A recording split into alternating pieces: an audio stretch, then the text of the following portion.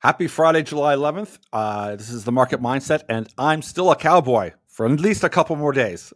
We still have the last couple days here of the Calgary Stampede. Always tons of fun. It's been a great week, lots of fun concerts. And I don't think if you haven't been before, I don't think people understand just how big an event this is. So I just wanted to check. Last year had the attendance record at 1.48 million visitors. That's pretty impressive for a Stampede. Of course, it's more than that, but it's rides and it's tons of concerts, not just country. There's rap, there's all of the other stuff. So it's a big festival event. There's the whole agribusiness side of it as well.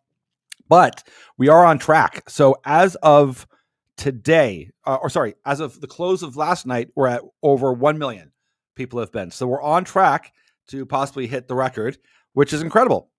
Like, you can imagine what that does to an economy whenever you can bring in hopefully 1.5 million people into your city over the course of 10 days. That's a lot of money.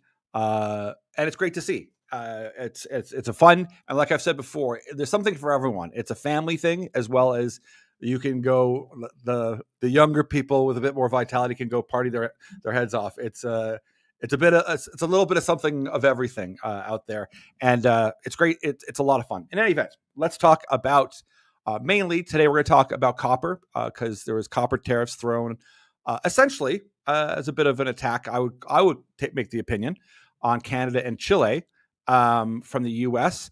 But that's kind of my overall take on it. I don't think they're going to stick, by the way. But we're going to examine what that looks like, what that means. Is it reasonable to expect them to stick? What the thought pattern could be about it. But before we get into that, let's nod our hat off to silver. I think it's at 38.47 right now. So we're obviously thrilled about what it's doing. Gold is still kind of stuck in that 3,500 range, but I like to think that the people that are buying physical silver, or even if they're buying the ETFs or whatnot, they're probably buying the gold, both precious metals ones, the gold and the silver. So you're waiting for so long for silver to really make a move, and it started to move here. And once again, there's no indications out there politically, economically, that things are cooling off. They're settling down. Because even the positive news, it's going to take some time to get to revert onto course. And there is lots of positive news. I'm not kind of, there's lots of negatives as well. Like, don't get me wrong, but we're certainly in no panic as to thinking our positions there are in any way in danger. We're very thrilled about what's happening with both of those, and why we wanted to take a look at this copper trade, because it's pretty significant. Copper really moved here. So what happened is that the U.S. government has argued that copper is part of national security measures, and I would say, yes, of course, we've been saying that for a long time. Not only do you need it for all of your EVs, your data centers, your semiconductors, all of the defense industry, like we talk about, like what whether it's software being made or whatnot, these have to be made by a lot of minerals, metals put together to create computers, graphic cards and whatnot. And in just 2 days, essentially yesterday, COMEX prices surged over 10% in one day, which is huge, hitting a record high of $5.68 a pound.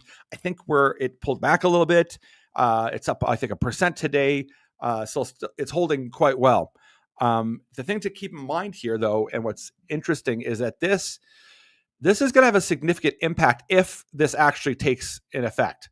And I don't know if it will, to be perfectly honest, because this will ripple across the U.S. It'll hit other places far worse, places that actually manufacture and make things. Like, the U.S. is saying they want to do that, but they're not there yet.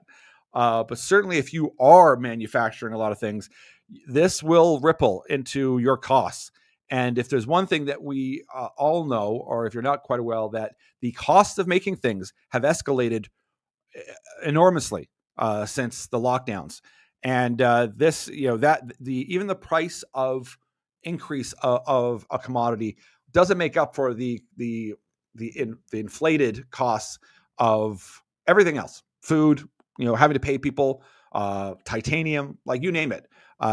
If you wanted to start a brand new mine right now, Like if you had a PA before, if you had some sort of economic assessment before, forget it. Like you have to redo it. And like all things terrible in regards to when they inflate things, it doesn't go back down. I mean that's always the pitch is they say, well, inflation has remained at 2 or 3% now. It's like, well, it doesn't matter if your cost was here 4 or 5 years ago. Now all the costs are here. It doesn't matter if that increases now slowly from that point. It already did the massive move, and that's now the new or the new norm. So and I would make the argument that you wouldn't necessarily want to see that crash down as well, because that could mean significant issues incoming on the other side of life. So, and I think the U.S. government has made it quite clear their position, especially regarding the big, massive funding bill, is that they are going to try to combat all of their costs, their commitments, the cost of inflation, everything else by massive growth. All right, let's see. I mean, it's definitely a strategy. Doing more of what was done before is not a strategy. And our position on that, and believe me, we'll get into the copper side of things here more specifically.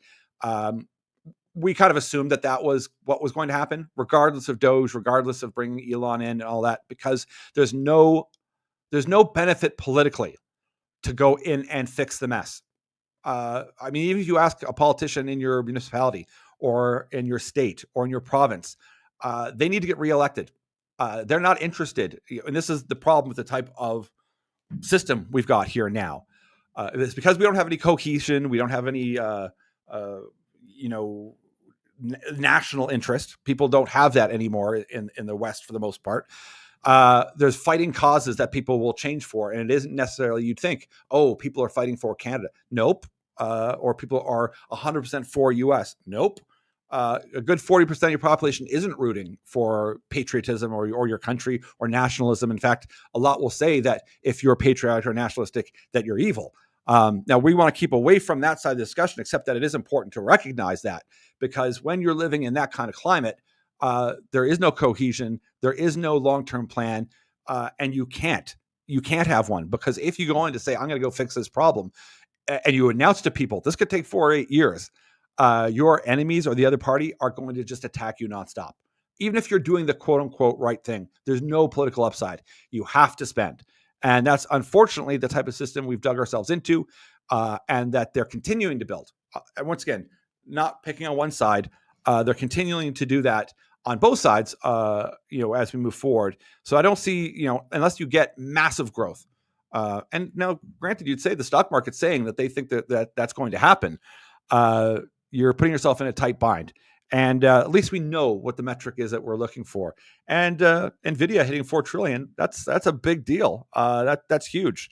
We've got a couple of companies, too, that we've done exceptionally well that aren't in the mining space, that we've talked about on the show.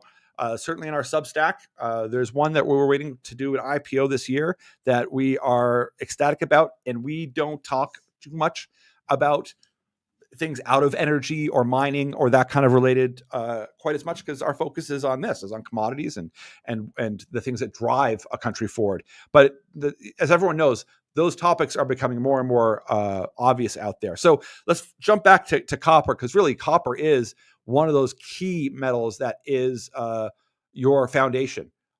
Certainly as you'd look at energy or oil and gas as being the foundation right now, and then this transition towards having other alternative types of energy, obviously the top being nuclear. You need a ton of copper for anything, whether it's an oil and gas plant, or whether it's a coal plant, or whether it's a nuclear power plant, whether it's solar, batteries. It's an enormous amount of copper. And right now, the U.S. accounts for 5% of global copper mining. They account for about 50% of consumption produced within the U.S. And they're, if you right now, I think new mines in the U.S. can take up to 29 years to develop. Now that's major U.S. producers like Kennecott, Utah Copper, like that Bingham Canyon. They supply about 8% of annual consumption. And the bottom line is that even with ramped up output, so even with the Trump kind of let's speed things up with permitting. The U.S. can't bridge the deficit overnight. Expect years, if not decades, before domestic sources could even possibly catch up. So that's critical to see, is that, yes, copper is of national interest. That's great. We agree. So this 50% tariff is important because, let me just jump down to here, some of my notes here. I believe that Chile is responsible for about 40% of the U.S. Domestic import, and Canada is about 17%. So the way we kind of look at it is that you're really kind of saying, Chile and Canada, let's have some trade talks. We're not happy. And it's, of course, we see that the Trump administration is not happy with Canada. Well, we'll see. And the overall message, which to me is very clear, is you're either on board with growth and with working with the U.S. or you're not.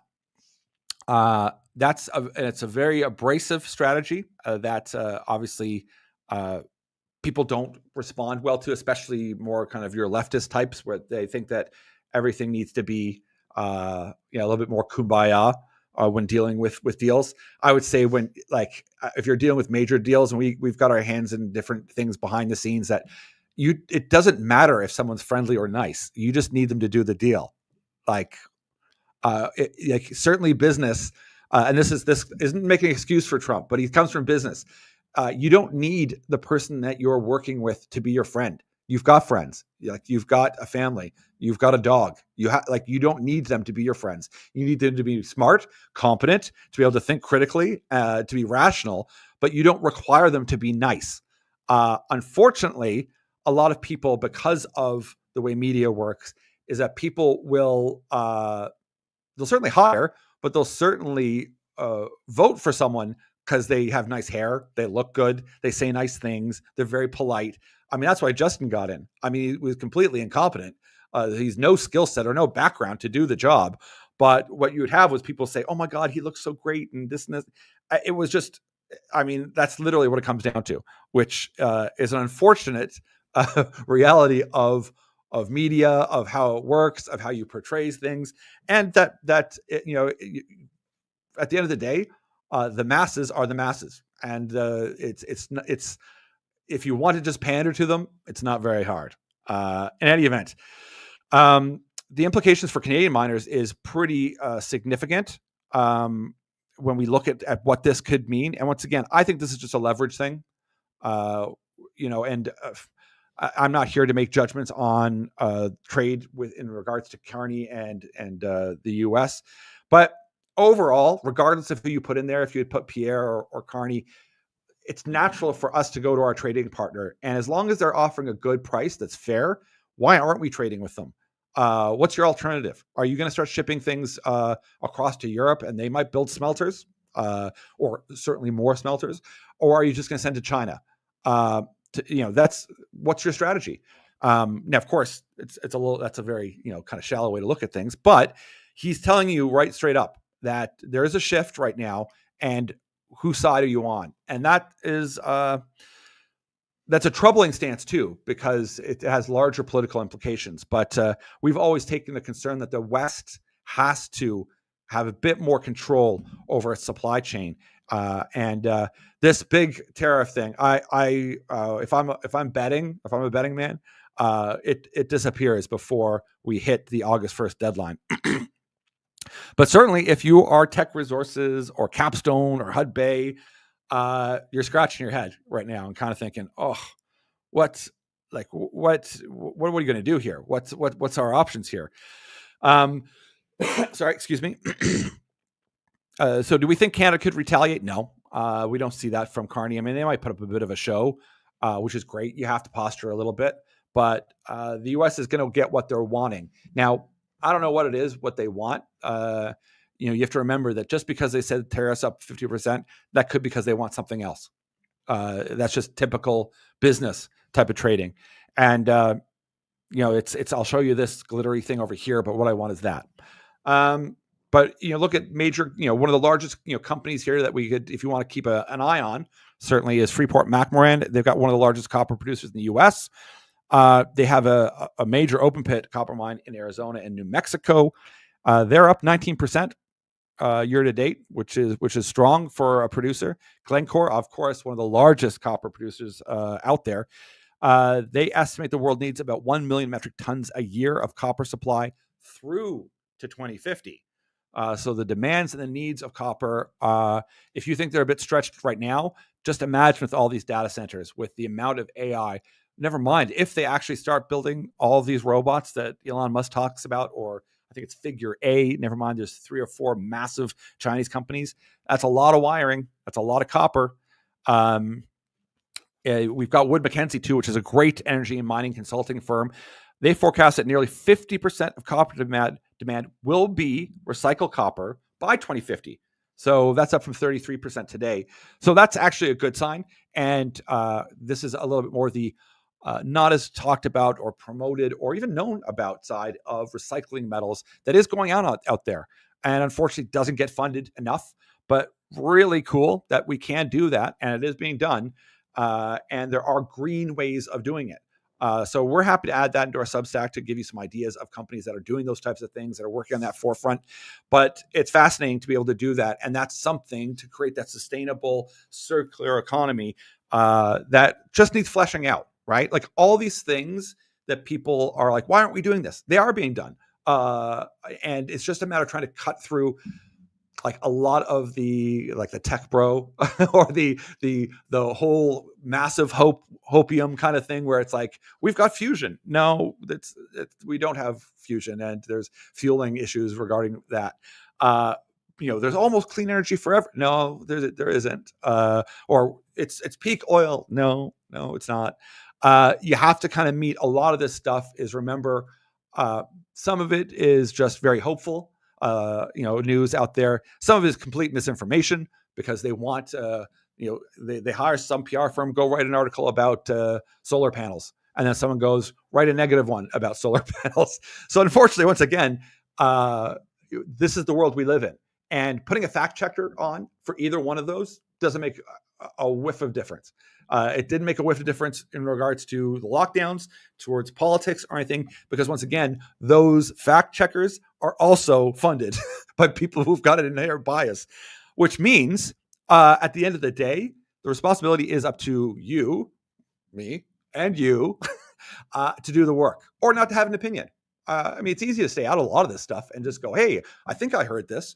Don't have a strong opinion, or it's going to take a bit of work and effort. And I'm of the frame that, especially when it's something this critical, that's so important, like this, whether you think Trump or not likes this transition, it's happening. He is for it. He is for critical metals. He's for all of that.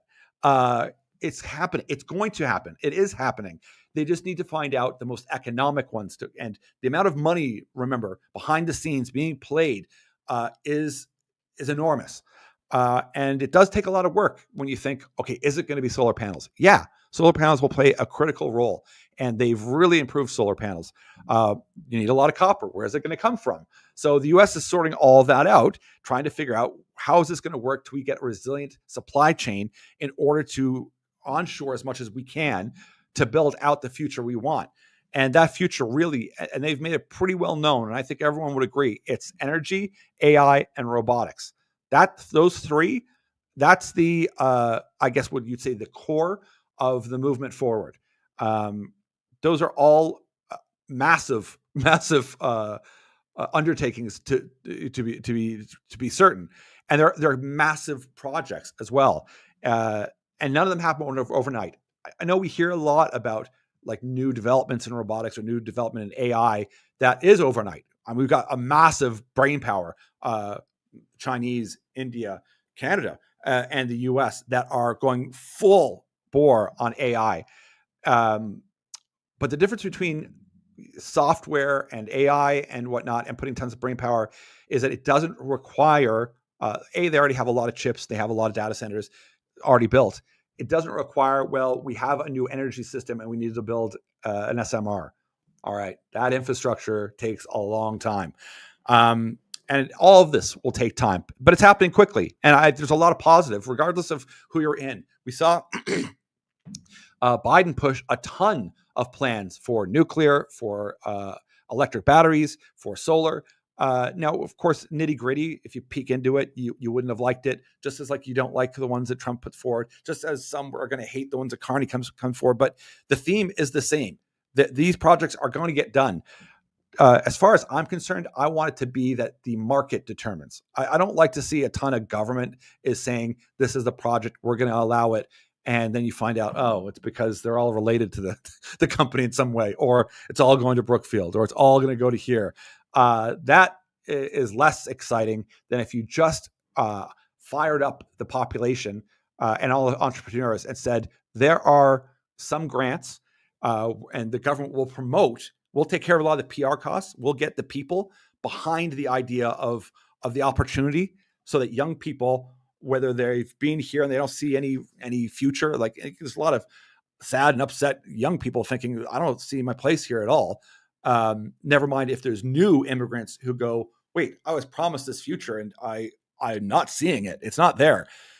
If they saw that there was opportunity and there was a way to get a bit of a grant to go become an entrepreneur, figure this problem out, and the market's going to reward you.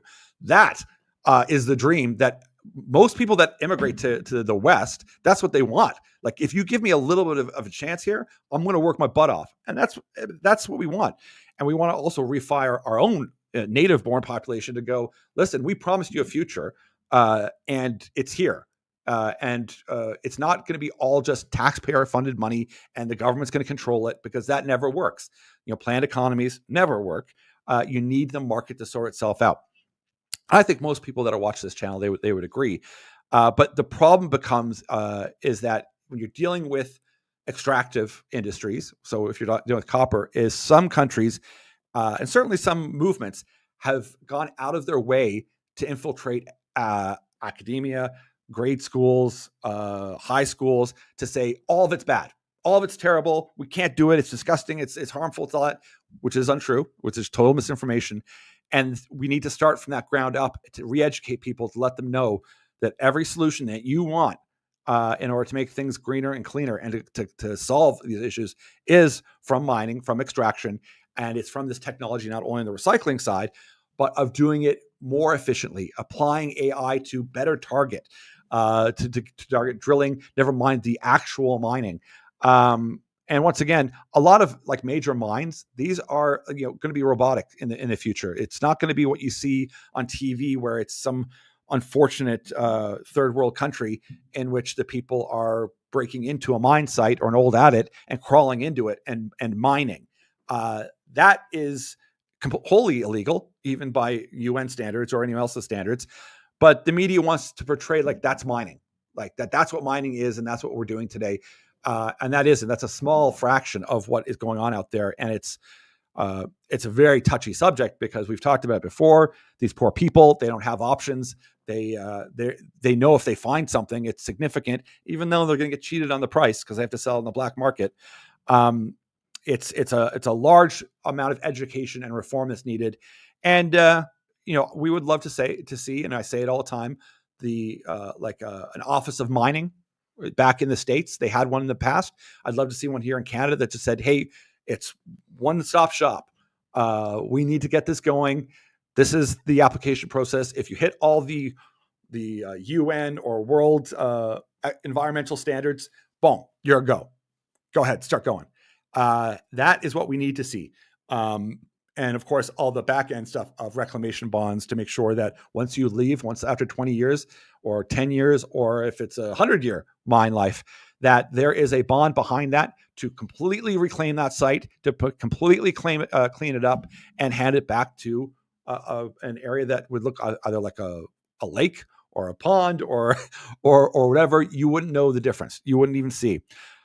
So this is a mix of kind of rhetoric and certainly a stronger political message, as we've kind of said before. So you're either going to build with us, or you're going to get walled off from us. And one can argue whether that's having a lot of success or not. He's not signing as many deals as he would like, that you kind of thought that he was, as far as countries go.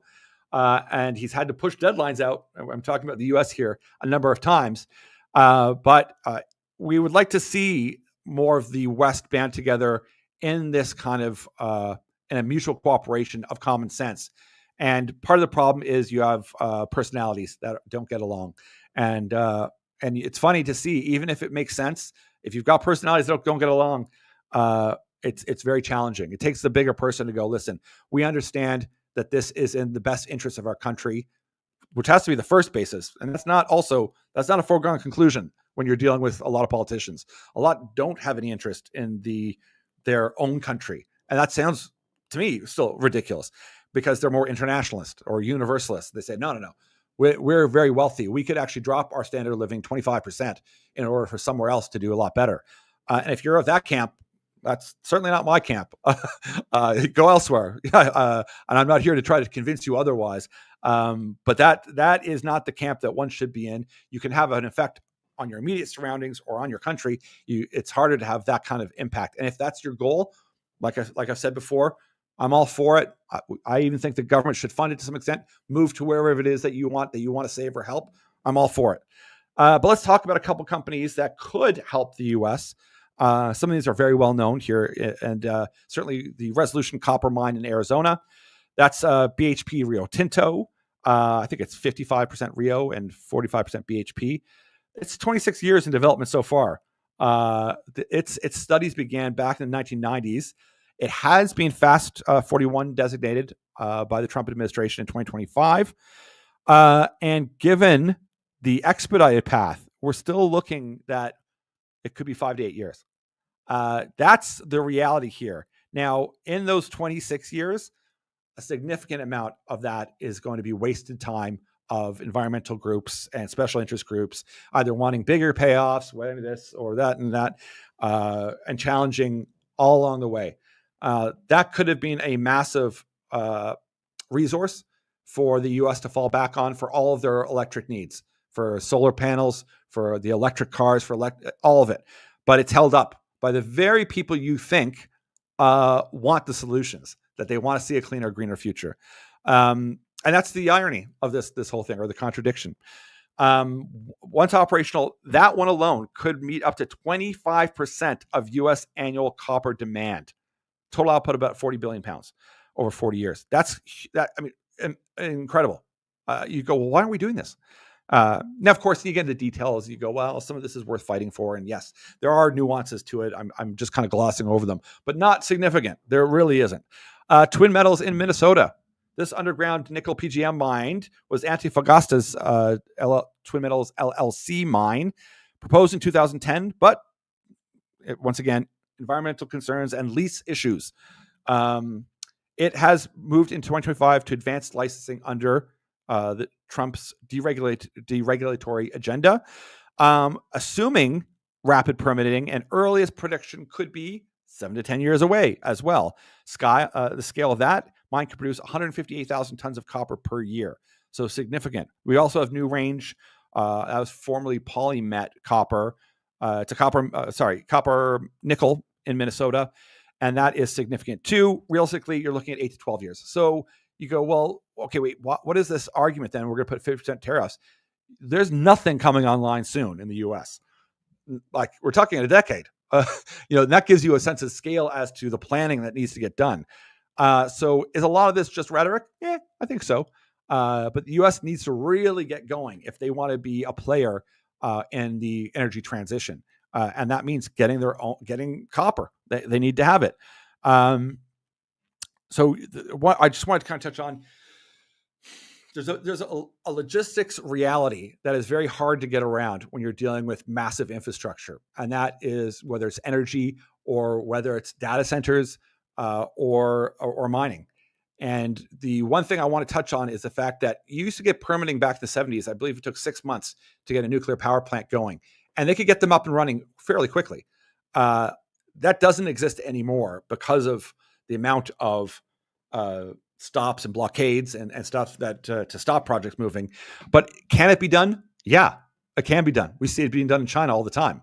And they do things to environmental standards. They aren't, I wouldn't say it's the best, it's the cleanest, and they get away with a lot, sure. But their mind frame is we're willing to take some short term, say 10, 20, 30, 40 years of higher environmental costs for a longer term gain. They already are farther ahead. They'll be so far ahead in the new energy spectrum, and they'll be so clean, say in another decade or 20 years at the rate they're going, that they will be the ESG center. Why? Because they were willing to go, we're going to condense a lot of this pain. We're just going to get these up and running. We're going to use coal. We're going to use everything in order to power up the newer energy that we need. And that's a benefit that they have that we do not have the luxury of. But we need to find some sort of model in that to say, what can we do to make all sides happy, and also to reiterate that we need to do this. Once again, not an easy task, but it is happening. And we've been talking for years about the metals and mining sector, and certainly the junior, it gets beat up and it's hard to be in. But we've seen a ton of silver and copper companies and juniors do exceptionally well this year. A lot of the producers doing very well, and that's only going to continue because this transition is happening.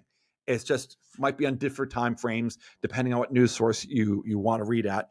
And once you strip out all the politics and all the jargon and all the whatever, you go realistically speaking, 10 years for the US to bring on 2 massive projects, like that's 10 years assuming everything is hunky-dory. That's way too long. That's still way too long. We need to find some sort of solution. And maybe part of it is to look at Chile. And I'll just leave you with this. We did an article, I think it was last week, talked about Chile. It cut its mining permitting times by about 70%. So that they're major in copper and lithium. And that is a huge improvement. So under current conditions, environmental assessments alone take about 2 to 3 years, while full permitting can take up to 12 years. Now, they're still waiting for the president to sign it, but that proposition there would be a substantial improvement. And that is in part with 40% of copper coming from Chile, where the U.S. is saying, we recognize what you're about to do. You're about to make permitting super fast. We like a lot of your projects. We're a major trading partner. We want to be involved in this, and we're using leverage. Maybe. In any event, take a look at the Substack. Tell me what you think. Send us more comments. We love it. Happy Friday. Have a great weekend. We'll be at the Stampede, and we look forward to touching base with you next week. It's been a great July so far. And keep vigilant, question everything, use that critical reasoning skill, and we look forward to chatting with you next week.